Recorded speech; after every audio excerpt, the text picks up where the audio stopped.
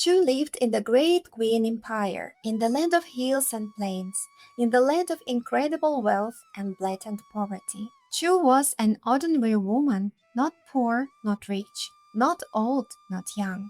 Every year, she would lift a sack onto her back and set off to visit either her older or younger sister. She would walk slowly, and it would take her 3 days to get there. One day on her journey, she met a dragon. The dragon was huge and terrifying. She dropped to her knees, bowed her head to the ground, and pleaded, trembling, "Oh, great dragon, have mercy on me." The dragon only laughed loudly and mockingly replied, "What, woman, you have a choice.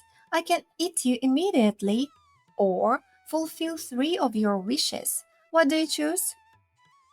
She raised her head in surprise and answered honestly, "The fulfillment of 3 wishes, of course. Why do you ask? I think that anyone in my place would choose the same." The dragon chuckled darkly. "Why do I ask? I'm amused to see how people make such a destructive choice instead of ending their life quickly and without trouble." Chu asked, "But how can the fulfillment of 3 wishes destroy me?"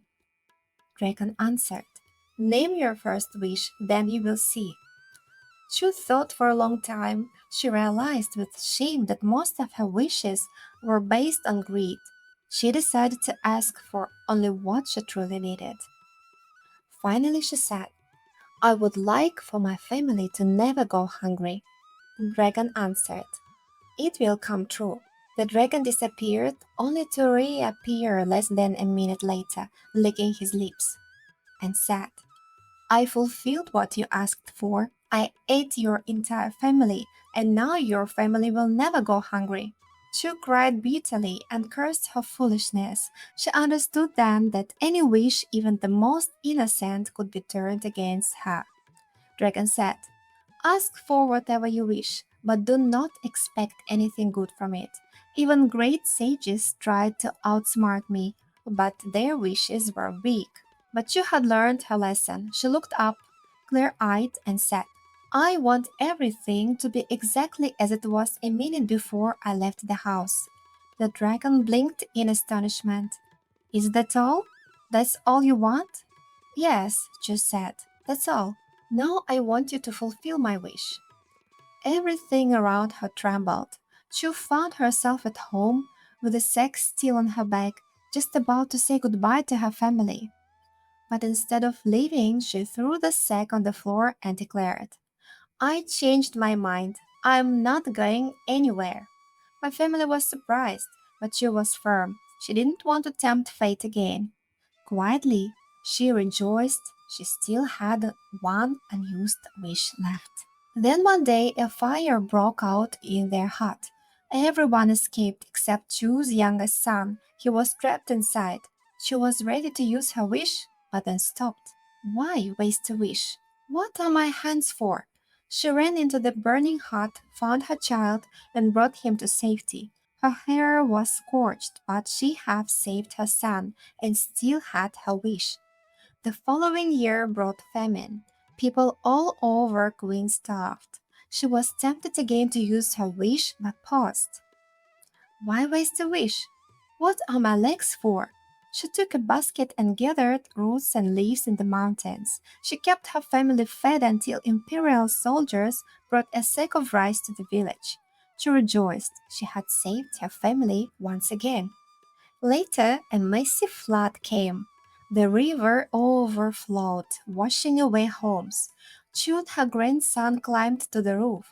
The house began to crumble. She was ready to wish for a boat, but again she stopped herself. But why waste a wish? What is my head for? She dismantled roof planks, tore her skirt into strips, tied the wood into a raft, and floated with her grandson to safety. Years passed. She lived with her eldest son. Then one day she fell ill and never got up again. People came to say goodbye. They said, "There has never been a happier and more fortunate woman in the world than Chu. We don't know anyone kinder, more generous, and more righteous than this woman." She was deeply moved. She wasn't afraid of death. She had no regrets. On the last night of her life, lying alone in the dark, she heard a voice. Hey, woman, wait! Don't die! She opened her eyes and saw the dragon. What do you want, dragon? I've dried up so much you could barely digest me. Dragon said, You never used your third wish. She answered, I didn't need it. The dragon groaned in despair. Oh, cruel woman, why did you decide to take revenge on me? If you die without using your third wish, I will die too. Perhaps you don't care, but dragons are usually immortal. She answered softly, Poor dragon, but what should I wish for? Dragon answered desperately, Wish for immortality. You'll live forever. She said, I don't want to live forever. The neighbors will envy me. Dragon said, Then wish for your family to become fabulously rich. She answered, They already have everything they need. Dragon begging, Say at least some wish, any wish, or I will die. She looked at him with compassion. She reached out with her withered hand, gently stroked the dragon's claw, and said, All right, dragon, here's my wish. I wish that for all the rest of your life you are happy and bring happiness to all whom fate brings to you. The dragon looked at her in wonder, sighed with relief, smiled, and began to cry. He thanked her over and over again, then cheerfully left her home singing. A little later, she also left her home, but much more quietly than the dragon.